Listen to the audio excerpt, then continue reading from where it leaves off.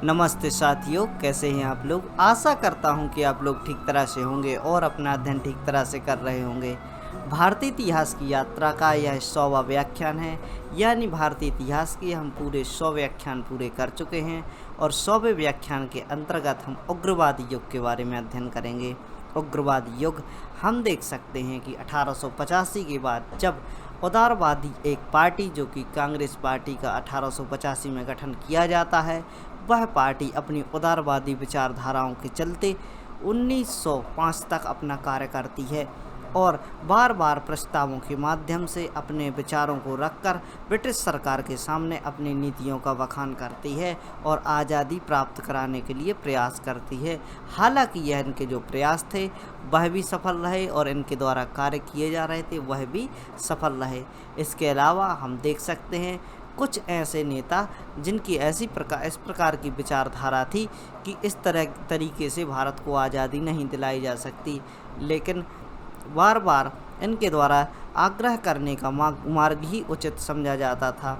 यहाँ पर हम देख सकते हैं कि अंग्रेज़ों द्वारा जो बर्बरतापूर्ण कार्रवाई की जा रही थी, इनके चलते यहाँ से कांग्रेस से निकलकर कुछ नेता एवं कुछ उग्रवादी नेता निकलकर आते हैं जो अपने विचारों को इस प्रकार रखते हैं कि उग्रवादी स्वरूप यहाँ से दिखाई देता है। उग्रवादी तरीक़ों से यानी वो थोड़ा सा इस प्रकार हम समझ सकते हैं, यह दया याचना प्रकार की बातों को नहीं करते थे।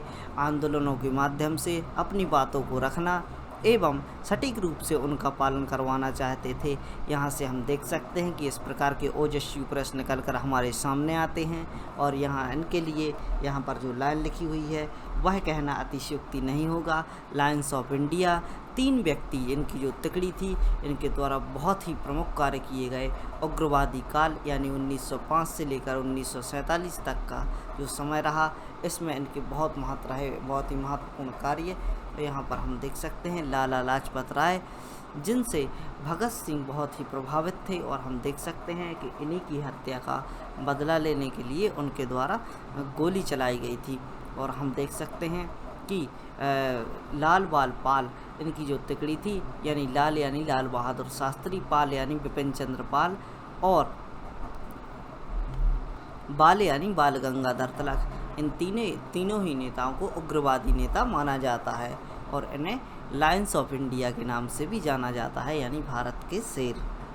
इस तस्वीर में आपको इन महापुरुषों की छवि दिख रही होगी, जिनमें यह जो व्यक्ति हैं वह हैं हमारे लाला लाजपत राय और ये हैं बाल गंगाधर तिलक, यह हैं बिपिन चंद्र पाल। इनको आप देखिए और अब हम समझने का प्रयास करते हैं कि उग्रवादी युग में इनके द्वारा क्या कार्य किए गए एवं उग्रवादी युग जो 1905 से लेकर 1947 तक रहा, इस समय पर कौन कौन सी घटनाएं घटी जो कि ऐतिहासिक रूप से आपको जानना आवश्यक है, एग्ज़ाम की दृष्टि से आपके लिए ज़रूरी हैं और बार बार इनसे संबंधित प्रश्नों को पूछ लिया जाता है।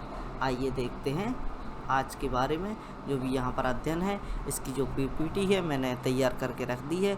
उग्रवादी युग, इस युग में क्रांतिकारी विचारधाराओं का जन्म हुआ, यानी हम देख सकते हैं कि क्रांतिकारी तरीके से यानी थोड़ा सा ओजस्वीपूर्ण तरीके से जो भी यहाँ पर गतिविधियाँ हो रही थी, इनके द्वारा इस प्रकार की विचारधारा रखी गई कि अब तक जो चले आ रहे हैं जो कि नीतियाँ थीं, जिनके द्वारा हम आग्रह करके अपनी विचारों को उनके सामने ब्रिटिश सरकार के सामने रखकर जो भी कार्य कर रहे थे, उनके विपरीत अब इस प्रकार के कार्य नहीं किए जाएंगे एवं क्रांतिकारी तरीक़ों से भारत को आज़ाद कराने का प्रयास किया जाएगा।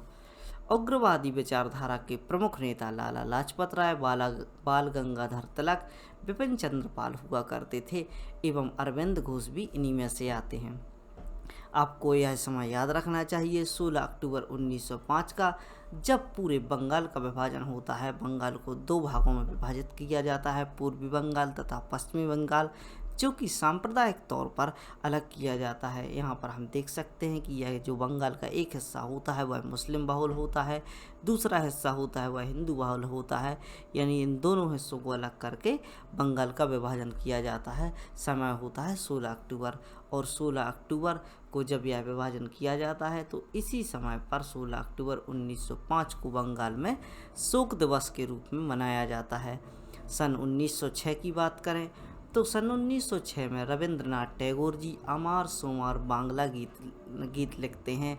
और अमार सोमार बांग्ला हम देख सकते हैं कि 1972 में जब बांग्लादेश आज़ाद होकर जो कि नया देश बनता है, जो कि पूर्वी पाकिस्तान हुआ करता था, पाकिस्तान का हिस्सा जो अपने आप को आज़ाद कराता है, जिसकी सहायता भारत के द्वारा की जाती है, मुक्ति वाहिनी के द्वारा यहाँ पर जो आंदोलन किए जाते हैं एवं पाकिस्तान से युद्ध लड़ा जाता है, जिनको भारत द्वारा ही तैयार किया हुआ था। और यहाँ पर हम देख सकते हैं 1972 में जब बांग्लादेश निकल कर आता है। इसके अलावा आपको एक बात और याद रखनी है, सबसे पहले बांग्लादेश को देश का दर्जा किसने दिया, यानी यह एक देश है, यह किसने कहा, तो वह कहा था भूटान ने। और इस प्रकार की यदि प्रश्न पूछ लिए जाते हैं तो आप यहाँ पर कंफ्यूज हो जाएंगे कि भारत के द्वारा इसको देश बनाया गया, अतः भारत के द्वारा ही इसे एक देश की मान्यता दी गई होगी। चूँकि हम देख सकते हैं कि किसी भी क्षेत्र पर जहाँ पर रूल्स होता है, उसे देश की मान्यता उसके पड़ोसी देशों के द्वारा ही दी जाती है एवं वैश्विक स्तर पर जैसे ही देश इसको स्वीकार करने लगते हैं कि यह एक देश है, तो उसी प्रकार इनको मान्यता दी जाती है। और जो बांग्लादेश है, बांग्लादेश को 1972 में जो कि भूटान है उसके द्वारा एक देश का दर्जा दिया गया, अतः भूटान इसके नाम में आता है। आगे देखते हैं 30 दिसंबर 1906 का समय। 30 दिसंबर 1906 ईस्वी को आगा खां एवं सलीमुल्लाह खां ने अखिल भारतीय मुस्लिम लीग की स्थापना की।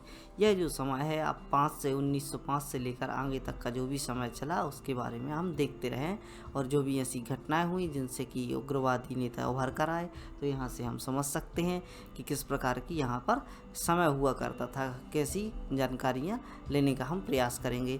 30 दिसंबर 1906 को आगा खां को याद रखिए और सलीमुल्लाह खां को याद रखिए।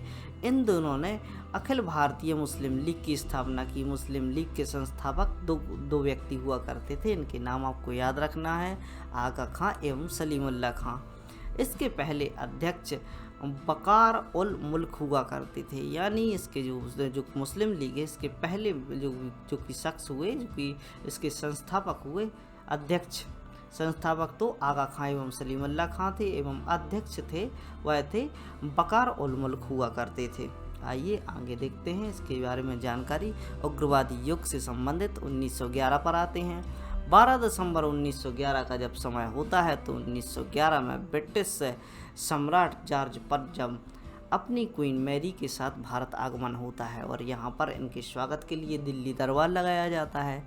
और दिल्ली दरबार की घटना यह पहली नहीं थी, इसके पहले भी दरबार लगाए गए थे, उनके बारे में भी हम देखते हैं कि 12 दिसंबर 1911 की डेट याद रखिए।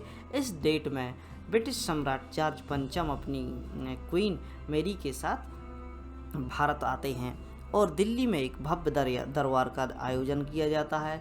इस दरबार में बंगाल विभाजन को रद्द किया गया, यानी हम देख सकते हैं कि जैसे ही जॉर्ज पंचम भारत भूमि पर कदम रखते हैं, और हम देख सकते हैं कि जो कि यहाँ के ब्रिटिश सम्राट हुआ करते थे, तो हम देख सकते हैं कि किस प्रकार ब्रिटेन में इनका सम्मान किया जाता था, रिस्पेक्ट पूर्वक लोगों को इकट्ठा हुआ करते थे। लेकिन ब्रिटिश काल की जो नीतियाँ चल रही थी, इनके चलते जब यह ब्रिटिश यहाँ पर दरबार लगता है तो इनको कोई भी इस प्रकार की हलचल या खुशी नहीं दिखाई देती, अतः इनके द्वारा इन बातों को समझा जाता है कि इस प्रकार की जो बातें हैं या इस प्रकार की ना तो यहाँ कोई खुश दिख रहा है, ना ज़्यादा ऐसी व्यवस्था में भीड़ वगैरह है।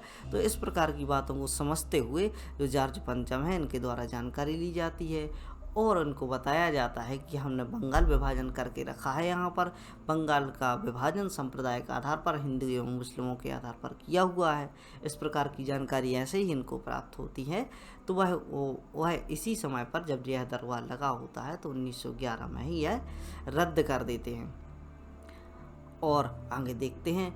एवं भारत को राजधानी, यानी भारत की राजधानी जो कलकत्ता में हुआ करती थी उसको स्थानांतरित करके दिल्ली में ले जाया गया था।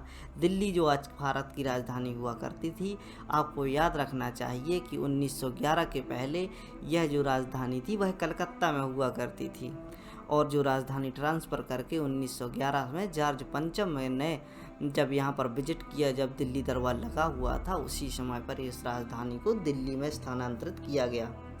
भारत में जो दरबार लगे इनकी डेटें आप याद रखिए। 1877 में एक दरबार लगा था, 1903 में दरबार लगा था और 1911 ईस्वी में दरबार लगा था। 1911 ईस्वी में जो दरबार लगा था उसमें दो बातें आपको याद रखनी है। पहली बात तो इसमें बंगाल विभाजन को रद्द किया गया था और दूसरी बात आपको याद रखनी है कि जो दिल्ली का स्थानांतरण कलकत्ता से दिल्ली कर दिया गया था, यानी जो राजधानी का स्थानांतरण है। सन 1909 को भी याद रखते हैं। इसमें मार्ले मिंटो सुधार लागू किया गया था। इसमें प्रांतीय विधानसभा का आकार बढ़ाकर एवं शक्तियों में वृद्धि की गई, लेकिन यह वृद्धि केवल दिखावटी थी, यानी दिखावटी तौर पर इसे स्वीकार किया गया था लोगों को प्रोत्साहित करने के लिए। चूँकि 1909 का समय हम समझ सकते हैं कि जो 1909 का समय है, 1906 में बंगाल का विभाजन हो चुका था और इस समय पर लोग आक्रोश में थे। यहाँ से जो बातें निकल कर आ रही थी वह ब्रिटिश शासन का हित नहीं कर रहे थे। अतः यहाँ पर हम देख सकते हैं कि इनको भरोसा दिलाने के लिए जो भी यहाँ पर कार्य किए जाते हैं, प्रांतीय विधानमंडलों में भारतीयों की सीटों को बढ़ाने की बात की जाती है, चूँकि यह भी दिखावटी होता है। आगे देखते हैं प्रथम विश्व युद्ध, यानी आप याद रख सकते हैं 1915 से 1919 के बीच का समय।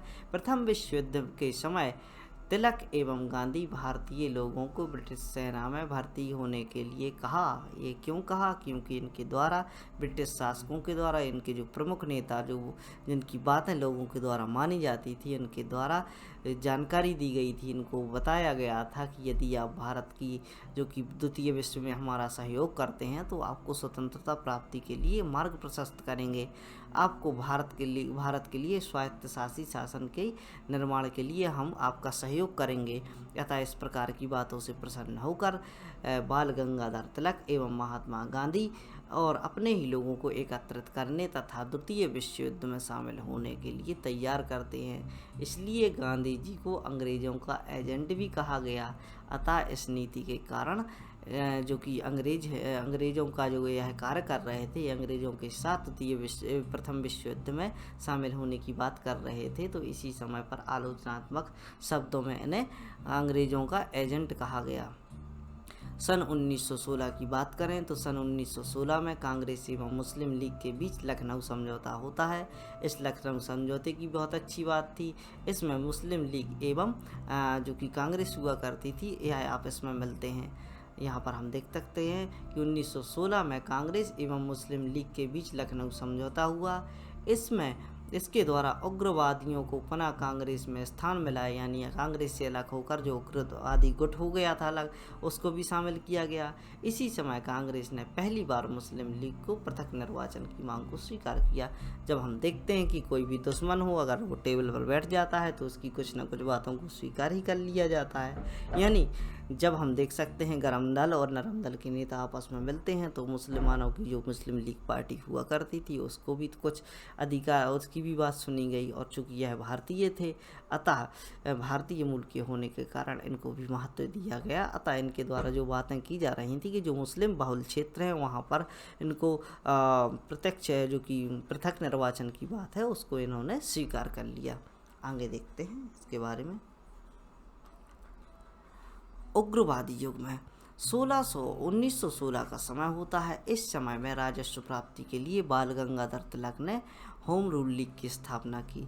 यानी यहाँ से हम देख सकते हैं जब होम रूल लीग की स्थापना संपूर्ण भारत में होती है तो वह इन्हीं के प्रयासों के द्वारा होती है। इनसे प्रोत्साहित होकर एनी बेसेंट भी इसी ओर कार्य करती हैं। जब हम देखते हैं कि 1916 में बाल गंगाधर तिलक पूना में अपना यह कार्य प्रारंभ करते हैं, होम रूल की स्थापना करते हैं, तो नीचे प्रेरित होकर एनी बेसेंट जो कि मद्रास क्षेत्र हुआ करता है एवं शेष भारत में इसकी पहल को आगे बढ़ाती हैं। आगे देखते हैं हिंदू महासभा का गठन 1915 में होता है। हिंदू सभा के बारे में भी बहुत प्रमुख बातें हैं। यहाँ पर हम देख सकते हैं कि इसका जो गठन किया गया वह मदन मोहन मालवीय द्वारा किया गया था। मदन मोहन मालवीय जी बहुत ही प्रमुख शख्स हैं, हिंदू विश्वविद्यालय के संस्थापक भी इन्हें माना जाता है। साथ ही एनी बेसेंट भी इनके सहयोग में रही थी। 1915 में मदन मोहन मालवीय द्वारा हरिद्वार में इसकी स्थापना की जाती है, हिंदू महासभा का गठन किया जाता है। हिंदू महासभा में अखंड भारत का नारा दिया गया। अखंड भारत जो कि आप जानते ही होंगे कि अखंड भारत में क्या क्या आता है। अखंड भारत में हमारा पूरा भारत क्षेत्र आता है, जिसमें पाकिस्तान, अफगानिस्तान, बांग्लादेश सहित सभी प्रकार के जो क्षेत्र हैं यह मौजूद हुआ करते हैं। और जो कि आज़ादी से पहले हम देख सकते हैं कि जो जो हिंदू क्षेत्र हुआ करते थे उनको सम्मिलित करके अखंड भारत को नाम दिया जाता है। तो यहाँ पर अखंड भारत का नारा दिया गया था 1915 में। बाल गंगाधर तिलक ने क्रांतिकारी विचारधाराओं का प्रचार प्रसार करने के लिए मराठा तथा केसरी नामक समाचार पत्रों का संपादन किया। अपनी विचारधाराओं को जनमानस तक पहुंचाने के लिए इनके द्वारा यह प्रमुख कार्य किया जाता है। जो कि इनके समाचार पत्र हैं उनको आप याद रखिए, एक है मराठा, दूसरा है केसरी। इन दो समाचार पत्रों के माध्यम से इनके द्वारा यह जो इनका संपादन किया जाता है, इन्होंने लोगों को क्रांतिकारी विचारधाराओं से भर दिया। उनमें प्रचार प्रसार करने के लिए बहुत ही अच्छा माध्यम बना। इसके कारण इन्हें जेल भी जाना पड़ा, चूँकि इनके द्वारा कठोर आलोचनाएं अपने समाचार पत्रों में जोड़ी जाती थी, जो कि ब्रिटिश सरकार को खल नहीं रही थी। और इस प्रकार इनको बंदी बना लिया जाता है या इनको जेल में भी जाना पड़ता है। तब एक अंग्रेज इतिहासकार, यानी यहाँ पर हम देख सकते हैं कि एक अंग्रेज इतिहासकार होता है। बहुत ही प्रमुख बात कि अंग्रेजी इतिहासकार जो कि लिटरेचर जो भी इतिहास लिखने वाले होते हैं वह बहुत सी क्षेत्र की प्रमुख बातों के लिए एकत्रित करते हैं। एवं इनके जो कि इतिहासकार हुआ करता था ब्रिटिश इतिहासकार, उसके द्वारा भारतीय क्षेत्र में हो रही गतिविधियों को समझा गया। इन गतिविधियों के चलते इसने एक चीज़ देखी कि जो समाचार पत्रों का संपादन करने वाले बाल गंगाधर तिलक हैं, इनके बारे में इनने कहा कि एक विचार लिखा, एक छोटे से शब्दों में बहुत सारा कुछ सोच के इन्होंने लिखा कि भारतीय असंतोष का पिता इन्हें कहा जा सकता है। क्योंकि भारत में जो ब्रिटिश शासनकाल का जो सहयोग करते थे तो वह सहयोगी कहलाए, और जो ब्रिटिश का सहयोग नहीं करते थे तो यह असंतोष व्याप्त करनी, यानी भारतीय क्षेत्र में सांठगांठ नहीं चल पा रही थी, इनके कारण यह कठोर आलोचना किया करते थे। अतः भारतीय असंतोष का पितामह इनके लिए कहा गया। आगे देख सकते हैं। अब हम चर्चा करते हैं एक ऐसी घटना के बारे में जिससे उग्रवादी जो कि नेता थे वह निकल कर आए, क्रांतिकारी गतिविधियों को बढ़ावा मिला, और इसके कारण ही हम देख सकते हैं कि यह जो घटना हुई इसके कारण ही क्रांतिकारी आंदोलन इतने बड़े स्तर पर पड़ गए कि जो ब्रिटिश शासन है वह अपने सख्ते में आ चुकी थी। यानी 13 अप्रैल 1919 का जो दिन था, जिसमें बैसाखी के दिन हम देख सकते हैं कि गोल्डन टेम्पल है जो अमृतसर में मंदिर हरमंदिर साहिब हुआ करता है, यहाँ पर उत्साह मनाया जा रहा था। और इसी उत्साह के चलते भारत में रॉलेट एक्ट के विरोध में दो नेता जो कि प्रमुख हुआ करते थे, सैफुद्दीन किचलू तथा शहाबुद्दीन, इनके लिए गिरफ्तार कर लिया जाता है। और इनकी रिहाई को लेकर एक छोटी सी आंदोलन यहाँ पर प्रारंभ किया जाता है। और हम थोड़ा सा पढ़ने का प्रयास करते हैं कि 13 अप्रैल 1919 को अमृतसर के जलियांवाला बाग में रॉलेट एक्ट के विरोध में, जो कि रॉलेट एक्ट का विरोध कर रहे थे, डॉक्टर सत्यपाल तथा सैफुद्दीन किचलू, इनकी रिहाई के लिए शांतिपूर्ण सभा का आयोजन किया जाता है। जलियांवाला बाग यह एक ऐसा क्षेत्र हुआ करता था जो कि चारों ओर से बंद था, केवल एक छोटा सा दरवाज़ा था जो कि इसके अंदर जाने के लिए था, और इस दरवाजे के माध्यम से ही लोग अंदर यहाँ पर एकत्रित हुए थे। सैफुद्दीन किचलू तथा सत्यपाल जो कि रॉलेट एक्ट के विरोध में इनको बंदी बना लिया गया था, इनकी रिहाई के लिए शांतिपूर्ण सभा का आयोजन किया गया था। तब एक अंग्रेज अधिकारी जिसका नाम होता है रेजिनॉल्ड डायर, बहुत ही क्रूर व्यक्ति, इसके द्वारा भरी सभा में लोगों पर अंधाधुंध गोलियां चलाई जाती हैं, जिससे सैकड़ों लोगों की मृत्यु हो जाती है और हजारों लोग घायल हो जाते हैं। इस कांड की निंदा समस्त भारत में की जाती है, और इसके कारण ही रविंद्रनाथ टैगोर द्वारा अपनी नाइटहुड की उपाधि जो कि अंग्रेज़ों के द्वारा इन्हें दी गई थी वह त्याग दी जाती है। महात्मा गांधी द्वारा केसरे हिंद का पद भी, या जो इनके लिए पदवी दी गई थी केसरे हिंद की, उसको त्याग दिया जाता है। जमनालाल ने राय बहादुर की, जो इनके लिए राय बहादुर की उपाधि दी हुई थी अंग्रेज़ों के द्वारा ही, उसको भी यह लौटा देते हैं। जलियांवाला हत्याकांड की जांच के लिए मदन मोहन मालवीय ने तहकीकात कमेटी की स्थापना की ताकि इसकी प्रॉपर जांच की जा सके। तथा अंग्रेज़ों ने विलियम हंटर की अध्यक्षता में एक कमेटी का गठन किया, जिसे हंटर कमीशन के नाम से भी जाना जाता है। हंटर कमीशन को आपको याद रखना चाहिए कि हंटर कमीशन कब लाया गया था। जलियांवाला हत्याकांड की जांच करने के लिए हंटर कमीशन लाया गया था। और एक जो बात हमेशा से खलती है जलियांवाला हत्याकांड की, आज तक ब्रिटेन की सरकार द्वारा माफ़ी नहीं मांगी गई है। लगभग 103 साल पुरानी यह घटना है और यहाँ पर हम देख सकते हैं कि आज तक इसके बारे में ब्रिटेन कोई भी चर्चा नहीं करता। जनरल डायर को स्वॉर्ड ऑफ ऑनर यानी यहाँ पर स्वॉर्ड ऑफ ऑनर की उपाधि दी जाती है, चूँकि इनके द्वारा अपनी जांच में यह बोला जाता है कि यह अपने कर्तव्य का निर्वहन कर रहे थे। अपने कर्तव्य के निर्वहन के चलते निहत्थे लोगों पर गोली चलाना, और इसके लिए ब्रिटेन की सरकार अवार्ड देती है। और इस प्रकार की बातों को देखकर भारतीय क्रांतिकारी भड़क उठते हैं। अमृतसर में कुछ ऐसे परिजन हुआ करते थे जिनके जो बालक हुए वो भी क्रांतिकारी बनकर निकले, चूँकि इनके द्वारा यहाँ पर जो नरसंहार है उसको देखा गया था। भगत सिंह के बारे में एक बात जानने को आती है कि जब यह जलियांवाला हत्याकांड होता है उनकी उम्र महज 5-7 वर्ष की होती थी, और इस समय पर यह अकेले जाकर वहाँ पर लाशों के बीच से हम देख सकते हैं जहाँ पर खून लगा हुआ था वहाँ से मिट्टी लेकर आते हैं और सौगंध खाते हैं कि भारत की आज़ादी के लिए मरते दम तक प्रयासरत रहेंगे। और हम देख सकते हैं कि यहीं पर जो नेता जिनके बारे में हमने चर्चा की, लाला लाजपत राय, इनका बहुत ही सम्मान यह किया करते थे। अतः जब इन पर लाठी पड़ती है जो कि लाला लाजपत राय पर, और इनकी लाठी के कारण जो कि अंग्रेज़ों के द्वारा लाठी चार्ज किया जाता है साइमन कमीशन के विरोध में, तब भगत सिंह वहां मौजूद हुआ करते थे। और जैसे ही इन पर लाठी के प्रहार से इनकी मृत्यु हो जाती है तो यह बहुत दुखी होते हैं, और इसका ब्रिटिश शासन से बदला लेने के लिए इनने जो कि सॉन्डर्स हुआ करता था, जो कि जिसके द्वारा लाठी से इनके जो कि ऑर्डर दिया हुआ था लाठी चार्ज का, उसकी हत्या करने के लिए जाते हैं। तो उनके एक सहयोगी अधिकारी पर इनके द्वारा गोली चला दी जाती है। और इसके बाद जो एक प्रमुख घटना है पार्लियामेंट में बम फेंके जाने की, इन्हीं 2 घटनाओं के चलते उनको फांसी की सज़ा दी जाती है।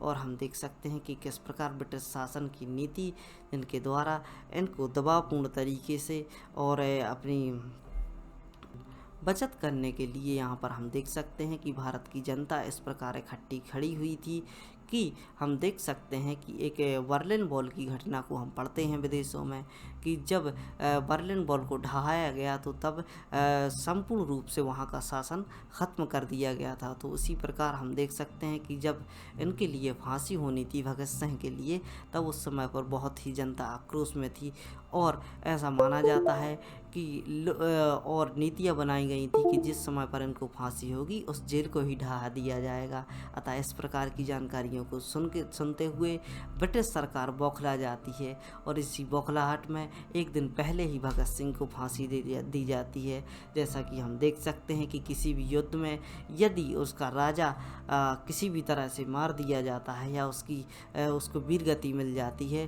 तो जनता का मनोबल टूट जाता है, और जैसे ही लोगों के द्वारा ऐसी बात सुनी जाती है इनको एक दिन पहले ही फांसी दी जाती है तो उनका मनोबल भी टूट जाता है। और जैसे ही हम देख सकते हैं कि इनका जो विद्रोह है वह जो कि भारतीय कुछ नेता हुआ करते थे उनके ऊपर भड़क उठता है कि इनकी फांसी के लिए कोई चर्चा क्यों नहीं की गई। और हम देख सकते हैं कि इस प्रकार उग्रवादियों का युग, और यहीं पर हम देख सकते हैं कि चंद्रशेखर आज़ाद भी निकल कर आते हैं। चूँकि इन सब क्रांतिकारियों के बारे में बहुत सी विस्तृत चर्चा है, यदि सुनाने बैठूं तो पूरी रात बीत जाएगी और लेक्चर बहुत ही बड़ा हो जाएगा। एक सेपरेट लेक्चर के माध्यम से हम एक एक क्रांतिकारी के जीवन के बारे में, उनसे संबंधित घटनाओं के बारे में पढ़ने का प्रयास करेंगे। इसी प्रकार के अध्ययन के लिए बने रहिए study right by Mani Pandey से, और आप पढ़ते रहिए, ऐसे बच्चों तक इन जानकारियों को पहुंचाइए जो इस प्रकार की शिक्षा लेने के लिए अग्रसर हैं, जो इस प्रकार की शिक्षा प्राप्त करना चाहते हैं। और ऐसी बात के साथ पढ़ते रहिए, खुश रहिए। जय हिंद, भारत माता की जय।